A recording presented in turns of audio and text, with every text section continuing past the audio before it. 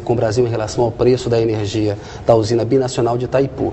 O presidente Lula tem dito o seguinte: o Brasil, como país maior, como país mais forte, tem que fazer concessões a países menores, a países mais fracos economicamente, se quiser liderar esse processo.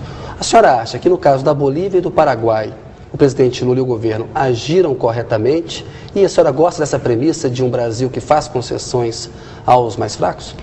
Eu gosto da premissa e acho que está correto de que você observar que existem assimetrias, não é? E na relação assimétrica que temos com esses países, obviamente que temos que ter um olhar de concessão, de construção.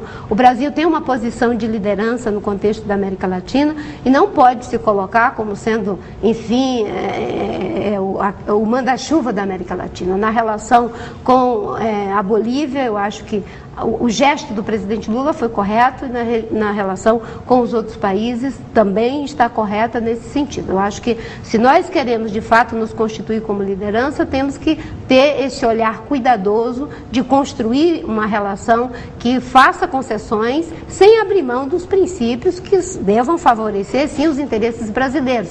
Em hipótese alguma vamos abrir mão disso, mas sabendo que nós somos um país que tem uma vantagem econômica, social, política incomparável a esses países e, portanto, está correto ter um gesto de grandeza e de concessão com esses países. Senador, o Brasil decidiu construir uma aliança militar estratégica com a França. O Ministério da Defesa divulgou um documento no qual prega isso.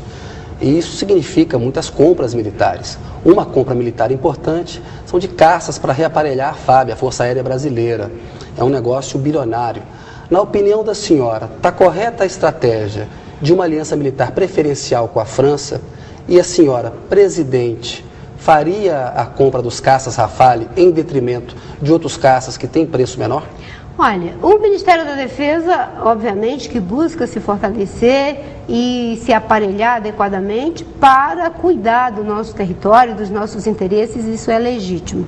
Obviamente que eu não tenho todos os elementos aqui para dizer, enfim, para julgar o processo que o presidente Lula está fazendo com a França, mas uma coisa eu já posso dizer de antemão, não é? Num governo, qualquer que seja, tem que ser transparente. E o processo não foi transparente, a votação se deu no Congresso de forma atabalhoada, foi feita uma votação de última hora, em que não houve tempo para o debate. Qualquer que seja o processo de relação, de escolha de parceria, no mínimo tem que ser transparente para saber se de fato essa é a parceria melhor e está sendo feito da forma mais viável. E na questão dos caças, a senhora está suficientemente esclarecida para aceitar a compra dos caças Rafale, se ela vier a ser confirmada? É isso que eu estou dizendo. Não temos os elementos porque não foi possível o debate no tempo certo. As coisas foram feitas a toque de caixa, podemos dizer, né? Obviamente que o Brasil tem o direito de se aparelhar. Nós somos um país com dimensão continental. Acho que um dos nossos maiores esforços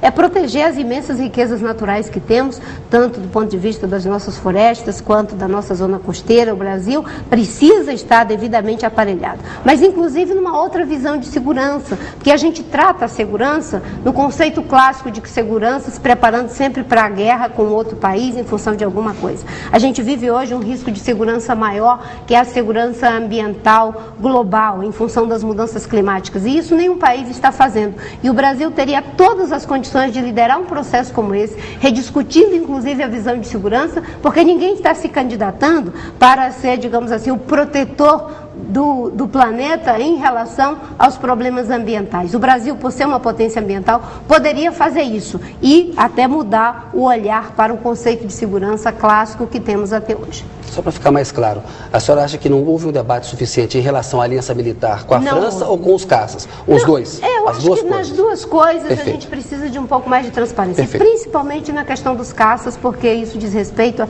a um processo dentro do Congresso. Mais um assunto de política externa que está incendiando os debates aí no Brasil. O presidente Lula tem tido uma posição de defender diálogo com o Irã, que é acusado pelos Estados Unidos de querer a tecnologia atômica para fim militar, para ter a bomba.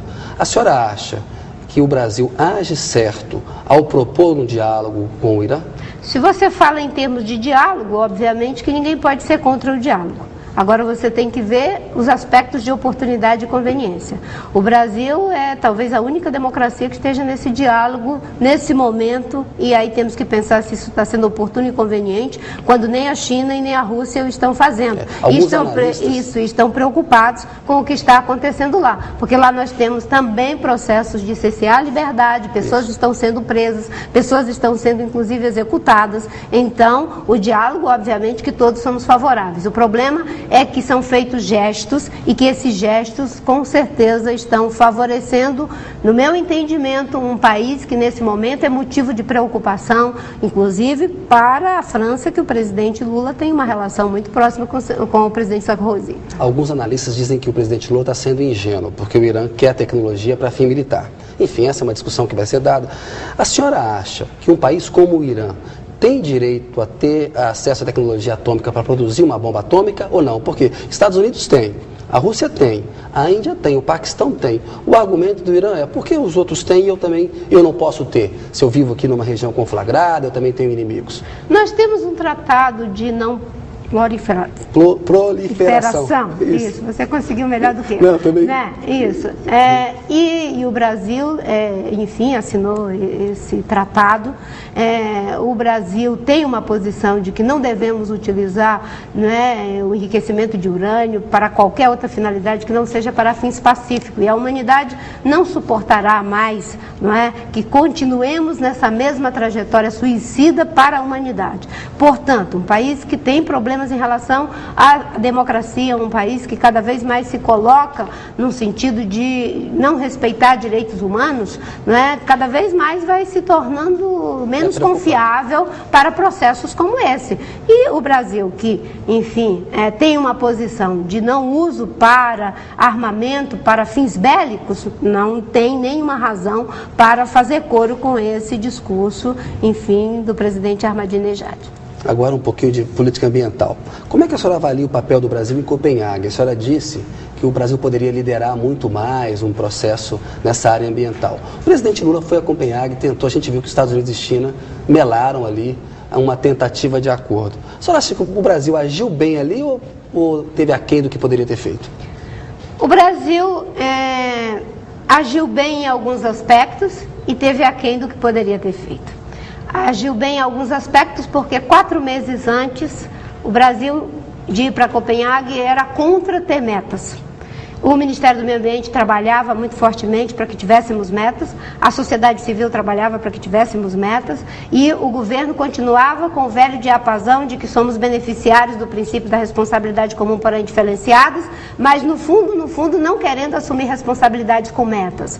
Graças à pressão de empresários, graças à pressão da comunidade científica, dos movimentos sociais e o trabalho do Ministério do Meio Ambiente, e a conjuntura política favoreceu que o Brasil fosse para Copenhague com metas. Uma coisa boa que aconteceu foi a República ter se mudado de uma hora para outra para Copenhague. Todas as lideranças, né, houve um despertamento aí, um avivamento da questão ambiental e todos estavam em Copenhague. Isso foi positivo, foi bom. O presidente Lula chegou a adiantar sua ida para Copenhague em 24 horas, porque sentiu, me parece, que havia um processo negocial ali que não estava sendo adequadamente conduzido, pelo menos até o momento em que ele pela ministra Dilma Rousseff, deveria ter sido principal oponente aí na eleição. Deveria ter sido conduzido a 3 mãos. Eu não tenho uma posição contrária de que a ministra deveria ir para Copenhague. Ela é chefe da Casa Civil, o presidente Lula nomeia para o que ele achar que é melhor.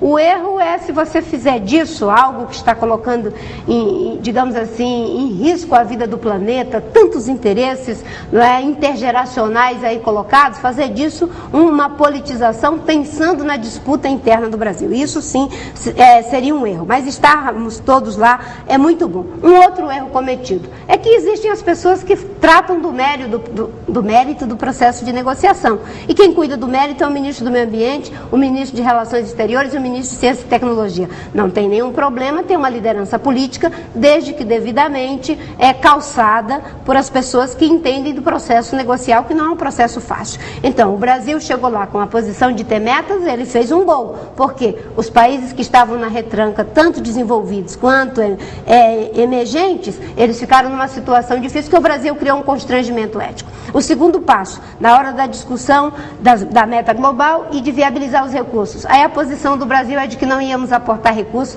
aí fizemos um gol contra. Senadora, eu vou pedir licença um minutinho. A notícia volta daqui a pouco com Marina Silva.